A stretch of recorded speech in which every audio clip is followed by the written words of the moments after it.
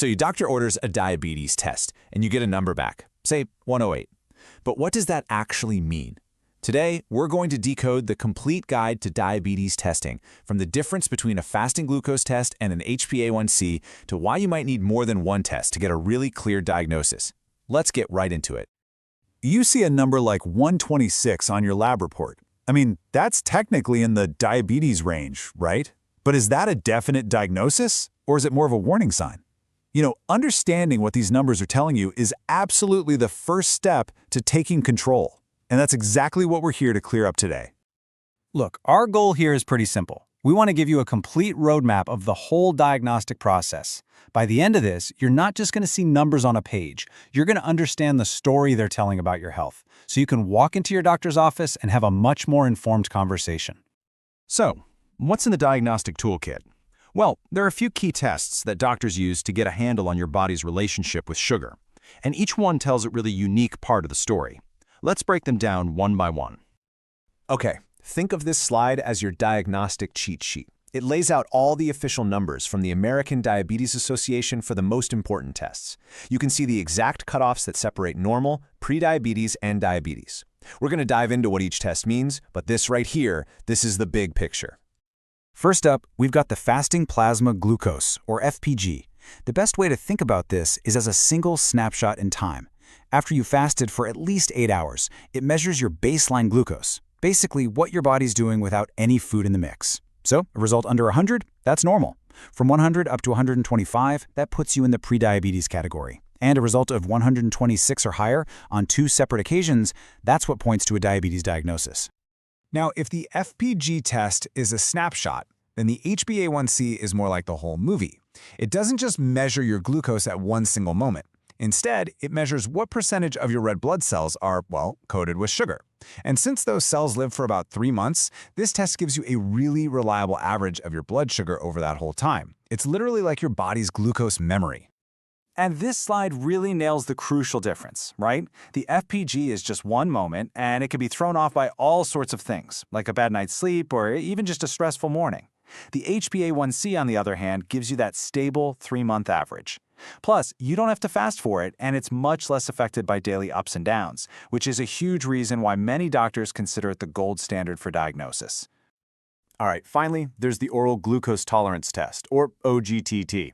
You can think of this one as a stress test for your metabolism. You drink a standard, very sugary drink, and then doctors check to see how well your body clears all that sugar out of your system after 2 hours. It's often the most sensitive test because it can catch issues with how you process sugar after a meal, even if your fasting levels look totally normal. Yeah, it's more involved, but it gives a really clear picture of your body's real-time response. Okay, so we've got the tools, but how do doctors actually use them to go from a single screening test all the way to a confirmed diagnosis? Well, it's a very specific, evidence-based process that's designed to be as accurate as possible. Now, this is a huge point of confusion for a lot of people. You get one high lab result back, and it's totally natural to think, that's it, I have a diagnosis. But in most situations, that's just not how it works.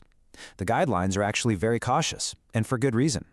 And here it is, maybe the single most important rule to remember. A diagnosis requires 2 abnormal test results. Now, the big exception is if someone is showing really clear symptoms of high blood sugar, like they're incredibly thirsty all the time or urinating constantly. In that case, a single random glucose test of 200 or more can be enough. But for routine screening, one high number is a red flag, not the final verdict. This slide lays out that official pathway perfectly. Step 1, you get that initial screening test. Step 2, it comes back high. That's your warning flag. So what's next? Step 3 is getting a second confirmatory test, and that could mean repeating the exact same test on a different day or using a different one altogether. The diagnosis is only confirmed when that second test also comes back in the diabetes range. So what happens when your tests don't agree? This is where it gets really interesting, and honestly, it's super common. Let's say your long-term HbA1c is normal, but your fasting glucose comes back high. What gives? Well, remember, they're measuring different things. The fasting glucose tells you about your liver's overnight sugar production, while the A1C is your overall average. The official guidance is to act on the more concerning result. That higher number is the warning sign that needs to be rechecked. So, you've gone through the testing process, and you have your confirmed results, okay? So now what?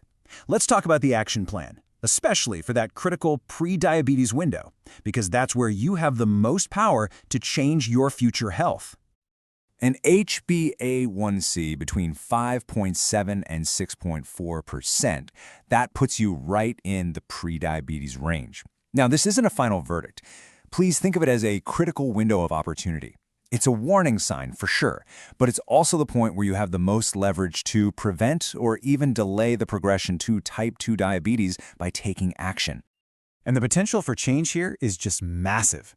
A landmark study called the Diabetes Prevention Program found that people with prediabetes who made focused lifestyle changes, we're talking diet and exercise, reduced their risk of developing type 2 diabetes by a staggering 58%. Just let that sink in. That's not a small number. It represents a powerful, powerful opportunity to change your own health outcome. So, what's the game plan? If you're in that prediabetes range, the recommendation is annual retesting, but the real work, the lifestyle changes, starts right now.